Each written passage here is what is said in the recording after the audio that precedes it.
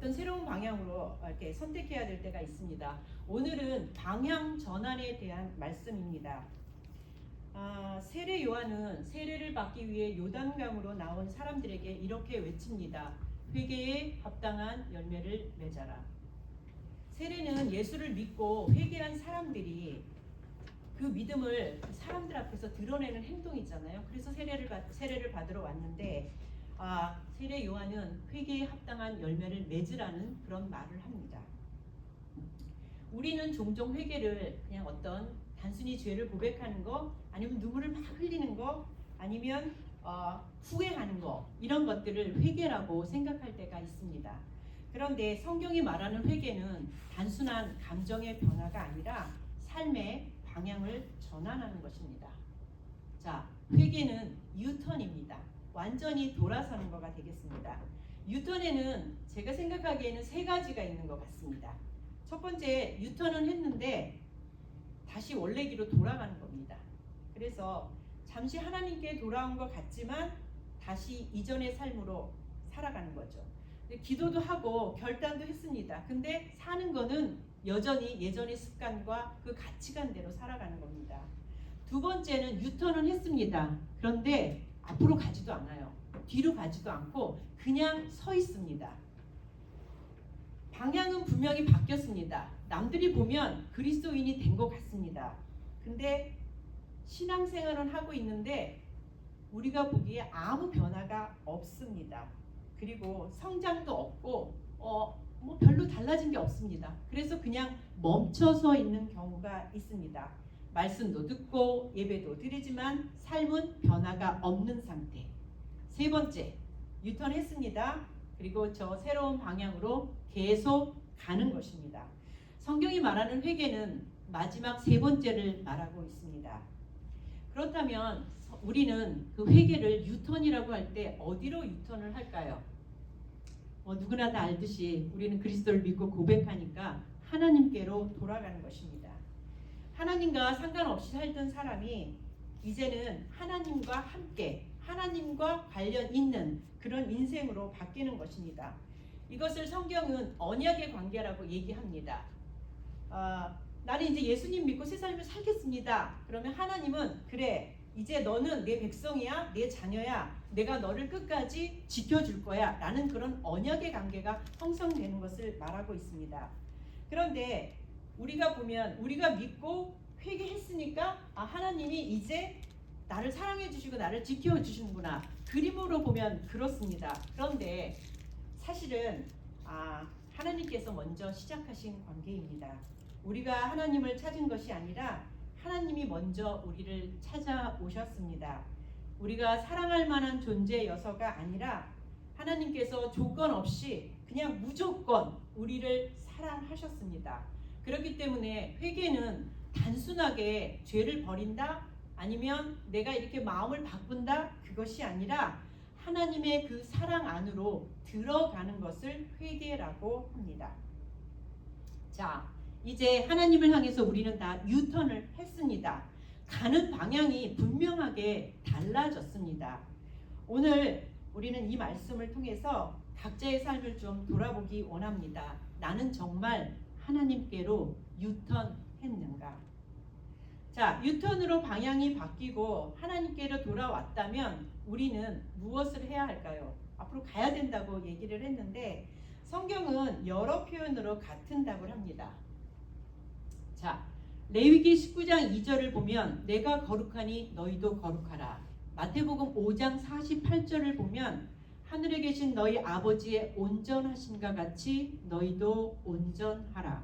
에베소서 5장 8절에서 9절을 보면 함께 읽어보실까요? 저만 읽으면 그렇잖아요, 그죠? 자, 에베소서 5장 8절에서 9절 함께 읽어보도록 하겠습니다. 시작. 너희가 전에는 어둠이더니 이제는 주 안에서 빛이라. 빛의 자녀들처럼 행하라. 빛의 열매는 모든 착함과 의로움과 진실함에 있느니라.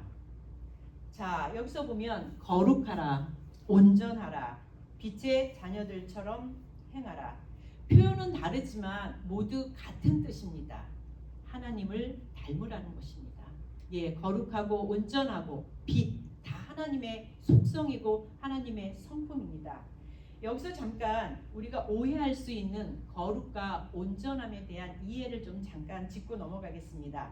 우리가 거룩하면 죄 안 짓는 완벽함, 아니면 세상하고는 담을 쌓는 것, 아니면 외적인 규칙 잘 지키는 거, 예배 잘 나오고 헌금 잘하고 이런 외적인 규칙 잘 지키는 거, 아니면 그건 특별한 사람만 가능한 일이야, 나는 거룩하게 못 살아, 아니면 즐거움을 포기하는 삶으로 오해하는 경우가 있습니다.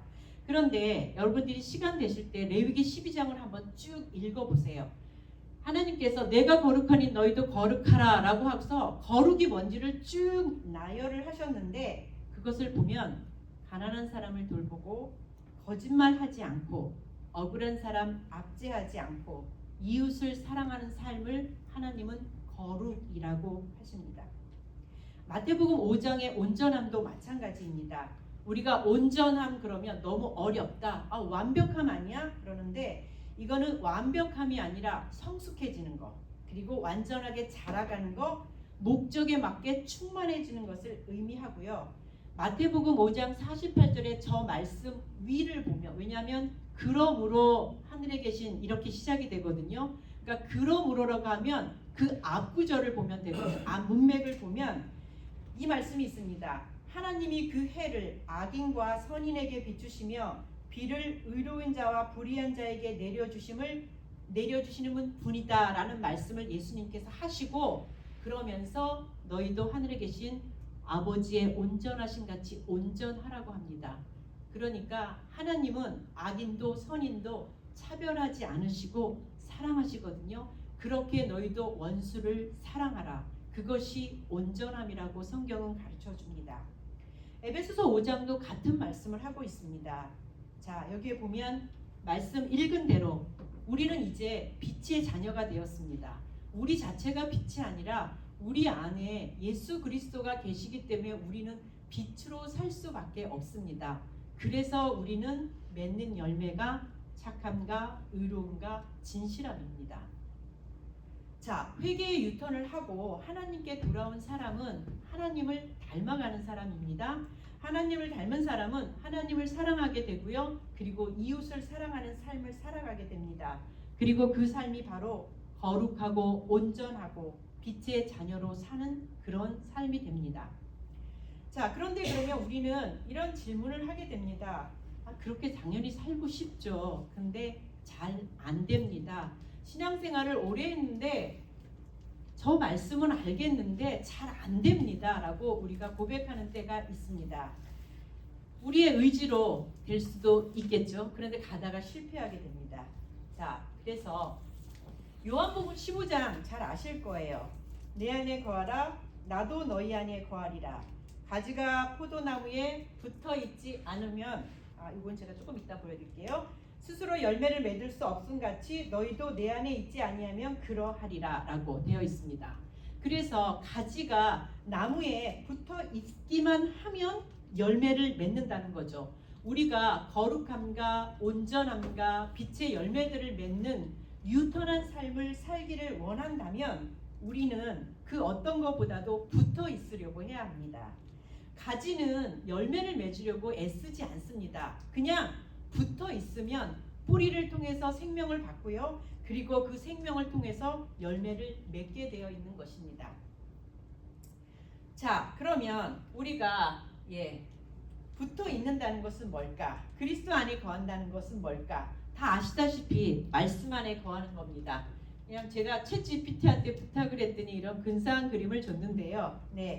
말씀 안에 거하는 겁니다. 이게 말씀 안에 거한다는 것이 그냥 이렇게 설교를 듣는 것이 아니라 말씀이 내 생각을 바꿉니다. 말씀이 내 선택을 바꿉니다.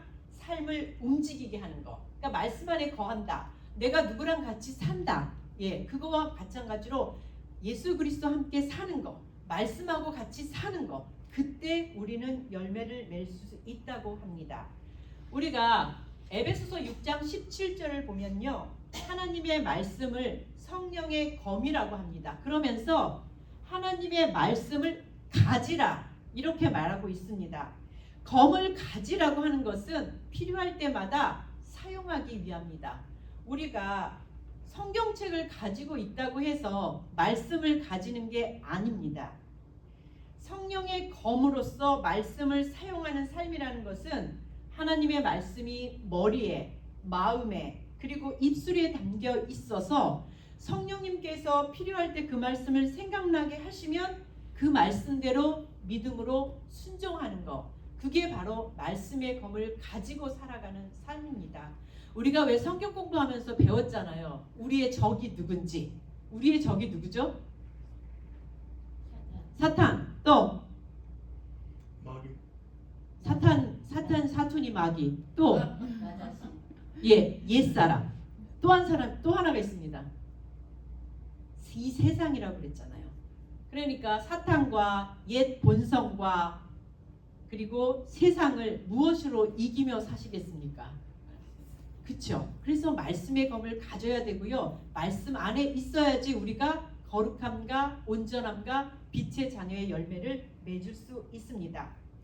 우리는 하루에도 휴대폰과 영상에 많은 시간을 사용합니다. 그렇다면 한번 생각해 보세요. 나는 말씀 안에 거하기 위해서, 말씀이 내 머릿속에 있기 위해서, 내 마음에 있기 위해서, 내 입술에 있기 위해서, 그리고 말씀이 검이 되어서 사용하게 하기 위해서 어느 정도의 시간을 사용하고 계시는지, 나는 말씀에 붙어 있으려고 얼마나 애를 쓰고 있는지 한번 돌아봤으면 좋겠습니다. 우리는 열매는 원합니다. 근데 붙어 있는 것은 잘 안 하려고 합니다. 힘든 것 같이 느껴지기도 합니다. 우리가 지금 말씀 암송을 계속 하고 있잖아요. 이거 말씀 안에 거하는 훈련입니다. 입술로 선포할 때 그 말씀은 더 많은 능력으로 우리한테 다가오거든요. 그러니까 말씀을 열심히 입술로 선포하는 것을 계속적으로 좀 해봅시다. 자, 우리가 열매를 맺고 싶은, 회개에서 유턴한 삶은 결국 열매를 맺는 삶인데, 그 삶은 말씀 안에 있으면서 말씀에 순종할 때 그때 열매를 맺어갑니다. 우리는 유턴을 했지만, 아까 제가 말씀드렸지만 유턴을 했다가 다시 돌아가는 경우도 있고요. 유턴을 했지만 그 자리에 멈춰서 있는 경우도 있습니다. 유턴을 한 다음에 그 길을 계속 가게 하는 그 근원, 그것은 바로 말씀입니다. 우리가 그 말씀 안에 거할 때 그 말씀 때문에 우리는 하나님을 사랑하게 되고, 그 말씀 때문에 원수까지도 사랑하는 이웃사랑의 삶을 살고 있습니다. 자, 여러분들은 유턴하에서 그 길을 계속 달려가고 계십니까? 노력 중입니다. 시동을 거시는 분도 계실 거고요. 망설이는 분도 계실 거고요. 그냥 앉아서 나도 모르겠다, 방향은 바꿨는데 힘들다 하시는 분들도 있습니다. 자, 하나님이 말씀하십니다. 나의 안에 거하라. 내게로 오라. 그러면 내가 너희 안에 거하리라. 자, 말씀 안에 거하는 사람은 반드시 열매를 맺습니다. 이건 제 말이 아니라 성경의 약속이십니다. 자, 성경은 근데 이게 되게 뜬금없잖아요. 말씀 안에 거해. 그러면 하나님 사랑하고 이웃 사랑하게 돼 라고 얘기하는데, 성경은 우리가 말씀 안에 거할 때, 그리고 그리스도에게 붙어 있을 때 우리의 시간의 사용과 소비의 패턴이 변하고 있다고 얘기하고 있습니다. 저희가 누가복음 10장에 보면 우리가 잘 아는 선한 사마리아인의 비유가 나옵니다. 자, 이 선한 사마리아 비유가 나오기 전에 율법 교사가 예수 그리스도에게 묻습니다. 선생님, 내가 무엇을 해야 영생을 얻으리까? 그러니까 예수님께서 되려 묻습니다. 율법에 뭐라고 기록되었느냐? 너는 어떻게 읽느냐? 그러니까 그가 내 마음을 다하고 목숨을 다하고 내 힘을 다하여 뜻을 다하여 주 너의 하나님을 사랑하고 내 이웃을 내 자신과 같이 사랑하라 하였나이다. 그러니까 예수님이 너 대답 잘했다. 그러면 그렇게 살아라 라고 하십니다. 그러니까 율법 교사가 자기를 옳게 보이려고, 그러면 내 이웃이 누굽니까? 하고 다시 질문을 합니다. 그러자 예수님께서 선한 사마리아인의 비유를 말씀하십니다. 예수님은 청년이 던진 누가 내 이웃입니까? 라는 그 질문에 선한 사마리아인의 비유를 다 이야기하시고 나서 네 생각에는 이 세 사람 중에 누가 강도 만난 자의 이웃이냐라고 묻습니다. 그러니까 이 율법교사가 자비를 베푼 자니이다. 그러니까 예수님이 너도 이와 같이 하라 라고 이야기하십니다. 첫 번째 질문은 어떻게 하여야 영생을 얻을 수 있습니까? 라는 질문이었는데 결론은 자비를 베푼 자처럼 너도 하라라는 결론으로 이르렀습니다. 내 이웃이 누굽니까? 라는 그 율법교사의 질문에는요, 내가 사랑해야 할 대상과 그렇지 않은 대상을 구분하면서 어떤 종교적인 의무를 경계짓는 의도가 숨어 있습니다. 이에 대해서 예수님은 너는 누구에게 이웃이 되어 주겠냐고 하시면서 사랑의 대상을 찾는 게 아니라 사랑의 사람이 되라고 율법교사에게 말씀하십니다. 우리는 가끔 우리도 묻습니다. 도대체 우리가 이웃이 누굴까? 누구를 도와야 할까? 그런데 예수님께서는 그거 따지지 말고 누구에게나 이웃이 되라고 말씀하십니다. 자, 회개는 시간의 유턴입니다. 나만을 위해서 사용하던 시간이 이제 하나님과 이웃을 위해서 사용됩니다. 그리고 우선순위가 바뀌는 것입니다. 우리의 시간표를 한번 살펴보세요. 그러면 우리 각자가 무엇을 사랑하는지를 알 수 있습니다. 강도 만난 사람을 제사장도 지나갔습니다. 레위인도 지나갔습니다. 그런데 사마리아인은 멈췄습니다. 그리고 상처를 싸매 주었고요. 자기 짐승에 태웠고요. 주막으로 데려갔고요. 비용을 지불했고요. 다시 돌아오겠다고 약속했습니다. 그는 강도 만난 자를 불쌍히 여겼습니다. 그를 위해 자신의 시간을 사용했습니다. 그에게도 가야 할 길이 있었습니다. 해야 할 일이 분명 있었을 것입니다. 그러나 그는 자신의 계획보다 한 사람의 생명을 더 소중히 여겼습니다. 그는 자기의 시간 그리고 물질을 한 생명을 위해 아무 조건 없이 사용하였습니다. 예수님은 영생을 얻기 위해 세례를 받으러 온 우리에게도 똑같이 말씀하십니다. 너도 이와 같이 하라. 자, 누가복음 3장에 보면요, 회개에 합당한 열매를 맺으라는 다른 예화가 또 나옵니다. 여기에는 세례를 받으러 온 무리들에게 세례 요한이 회개에 합당한 열매를 맺어라 그러니까 무리들이 질문을 합니다. 그러면 우리가 무엇을 하리까? 그랬더니 요한이 2벌 가진 자는 옷 없는 자에게 나눠주고 먹을 것 있는 자도 그렇게 해라. 이번엔 세리들이 질문합니다. 우리가 세례를 받으러 왔는데 그러면 우리는 무엇을 하리까? 그러자 부가된 것 외에는 거두지 말아라. 이번에는 군인들이 질문합니다. 우리는 무엇을 하리까? 강요하여 뺏지 말고 거짓말로 고발하지 말고 받은 급료를 만족해라 라고 합니다. 세례 요한은 회개를 설명하지 않고 회개가 어떤 것인지를 보여줍니다. 회개는 어떤 추상적인 결심이 아닙니다. 우리가 유턴한 것은 그냥 우리 예수 믿어 아닙니다. 내 옷장과 내 지갑과 내 태도에서 확인되는 변화입니다. 레위기 19장을 보면요, 아까 우리가 거룩장이라 그런 레위기 19장을 봤는데 거기 9절에서 10절을 보면 너희가 너희 땅에서 곡식을 거둘 때 너는 반 모퉁이까지 다 거두지 말고 내 떨어진 이삭도 줍지 말며 내 포도원의 열매를 다 따지 말며 내 포도원에 떨어진 열매도 줍지 말고 가난한 사람과 나그네를 위하여 버려두라. 나는 너희의 하나님 여호와니라 라는 말씀이 기록되어 있습니다. 왜 하나님은 끝까지 거두지 말라고 하셨을까요? 하나님은 다 네 거 아니다 이렇게 말씀하고 계시는 겁니다. 오늘날 말로 하자면요, 우리의 월급에도 우리의 사업장에도 우리의 통장에도 하나님이 맡겨두신 가난한 이들과 나그네 난민의 몫이 있다는 것입니다. 여러분, 이것을 실천하는 것이 바로 회개입니다.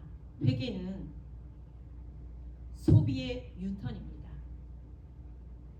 나눠줘라. 정해진 것 외에 거두지 마라.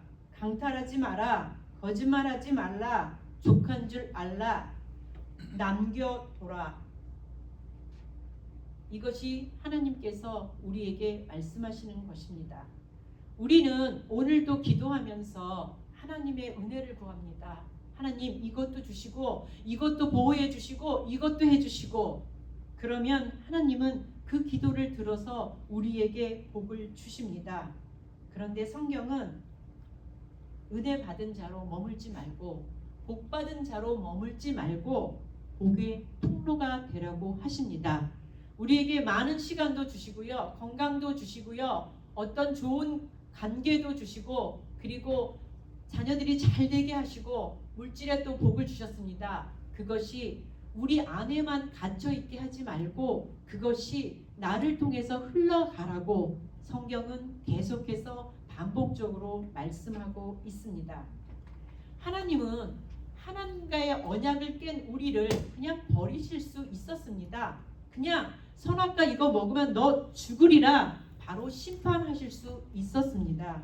그런데 우리를 불쌍히 여기셔서 독생자 예수를 우리에게 보내주셨습니다.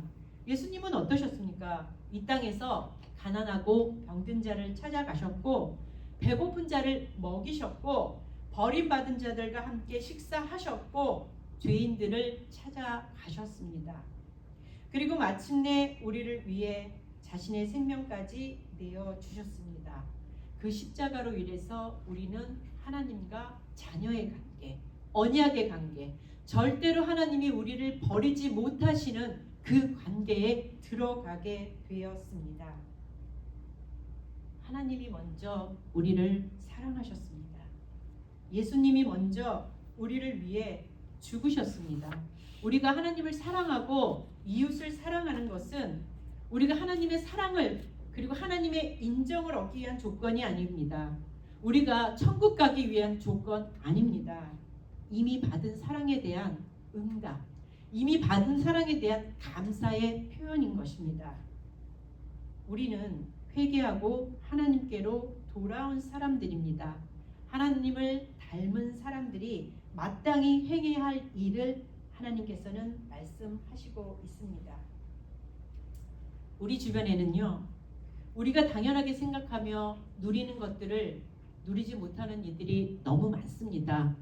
제가 이렇게 열거하지 않아도 여러분들이 많이 아실 겁니다. 저는 엄마가 없는 아이가 너무 가난한데 생리를 시작했다고 합니다. 근데 아빠한테 말을 할 수도 없고 생리대 살 돈도 없어서 신발 깔창을 깔고 그 위에 공중 화장실에 가서 휴지를 대고 그렇게 초경을 맞이하는 아이들이 있다는 얘기를 듣고 한동안 좀 멍했습니다. 어떤 목사님께서 운영하시는 선교회에서 그 이야기를 하면서 한 달에 13,000원씩 후원해 주시면 이 아이들이 한 달 1년 내내 생리대 걱정 없이 살아갈 수가 있습니다. 그렇게 해서 한동안 그 생리대 후원을 한 적이 있습니다. 우리는 상상이 안 되잖아요. 어떻게 그런 일이 있을 수가 있지? 근데 실제로 그런 일들이 일어납니다. 그래서 그 선교회에서는 이 아이가 생리가 끝날 때까지 정말로 좋은 생리대로 아무 걱정 없이 사용할 수 있게 후원한다고 후원자들을 모으고 또 그 아이들한테 배송을 해주고 그런 일들이 있었습니다. 우리가 고아, 가부, 나그네 이렇게 이야기하면 굉장히 막연하게 느껴집니다. 그런데 실제로 정말로 어려우신 분들이 굉장히 많이 있습니다. 네.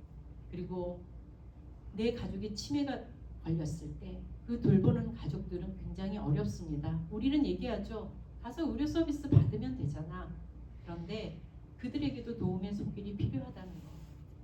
그런 거 이야기를 또 제가 들을 때 우리는 너무 많이 모른 척하고 있는 것은 아닌가 그런 생각을 했습니다. 또 이 넉넉한 미국에 살면서 우리는 더 모를 수도 있지만 이 미국에도 혼자 되신 어르신들, 특히 남자 어르신들 데이케어 센터 가면 되지. 예, 저도 그렇게 이야기를 했는데요. 제가 서재필에서 근무하면서 이야기를 듣다 보면 가슴이 아픕니다. 자녀들은 멀리 있고요. 입맛이 없으시대요. 왜? 혼자 밥을 먹으니까 밥이 안 넘어간대요. 그래서 제가 그랬죠. 교회 다니십니까? 그랬더니 다니죠. 근데 이분은 여전히 외로우시다고 하시더라고요. 사랑이란 게 별거 있겠습니까?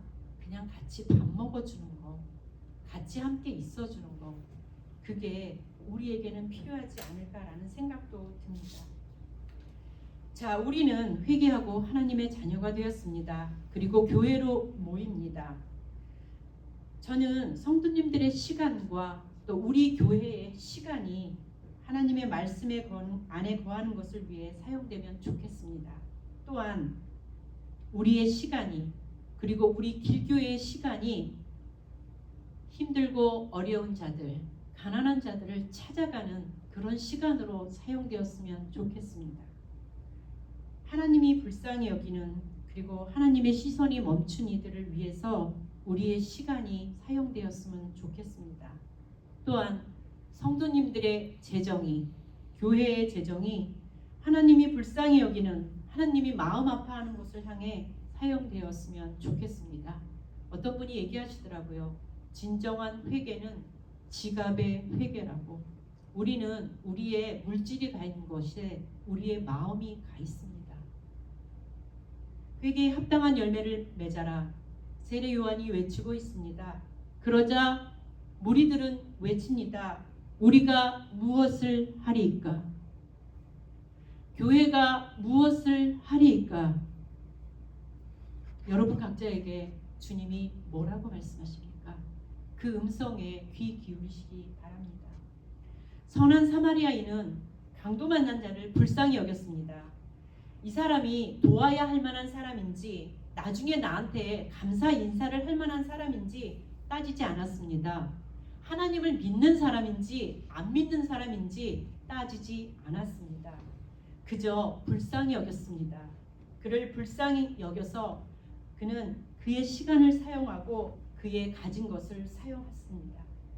하나님도 우리를 불쌍히 여기셨다는 것을 기억합시다. 아무것도 묻지 않고 사랑하셨다는 것을 기억합시다. 예수님은 아무것도 묻지도 따지지도 않으시고 십자가를 지셨다는 것을 기억하십시다. 하나님이 우리에게 주신 물질이 다 내 것이 아니라는 것을 기억해 주셨으면 좋겠습니다. 가난한 사람, 도움이 필요한 이웃, 하나님 나라의 복음, 선한 일들을 위한 몫이 있다는 것을 잊지 마시기 바랍니다. 교회의 재정 또한 마찬가지입니다. 우리가 우리의 모든 것이 하나님 거라고 우리는 고백하잖아요. 하나님, 저의 모든 것이 하나님 것입니다. 하나님으로부터 온 것입니다. 그런데 하나님이 쓰시고자 누군가를 통해서 말씀하실 때, 아니면 내게 감동이 올 때 내가 그것을 움켜쥔다면, 아니면 조건을 가지고 따진다면 그거 내 거라는 거잖아요. 그러면 우리는 하나님한테 거짓말하는 것입니다. 하나님이 다 보고 계시잖아요. 우리가 설령 우리의 시간이나 우리의 물질을 잘못 사용해서 좀 나쁜 사람을 도왔어요. 우리의 물질을 그래서 날려버렸어요. 그러면 하나님이 손해잖아요. 다 하나님 건데. 그리고 우리는 하나님께 말씀드리면 되죠. 하나님, 이렇게 되었으니 갚아주세요 라고 한다면 하나님이 또 갚아주시겠죠. 이번 한 주 각자의 시간표를 좀 살펴보시기 바랍니다. 나는 말씀 안에 거하기를 애쓰고 있는가? 나는 나의 이웃들을 돌아보기 위해 내 시간을 조금은 내어주고 있는가? 그리고 여러분의 돈의 흐름을 좀 살펴보십시오. 그러면 지금 내가 어느 방향으로 가고 있는지, 어떤 상태인지를 알 수 있을 것입니다. 회개는 유턴입니다. 분명하게 가는 방향이 달라졌습니다. 우리는 하나님을 사랑하며 이웃을 사랑하며 계속 나아가야 합니다. 지금은 복음이 없어서 믿지 못하는 시대가 아닙니다. 복음이 보이지 않아서 믿지 않는 시대입니다. 이 한 주간 말씀에 거하기를 힘쓰시며 나는 하나님을 사랑하는가, 나는 이웃을 사랑하는가 기도하시면서 각자에게 들려주시는 하나님의 음성을 듣고 순종하는 여러분이 되시기를 주의 이름으로 축원합니다. 기도하시겠습니다.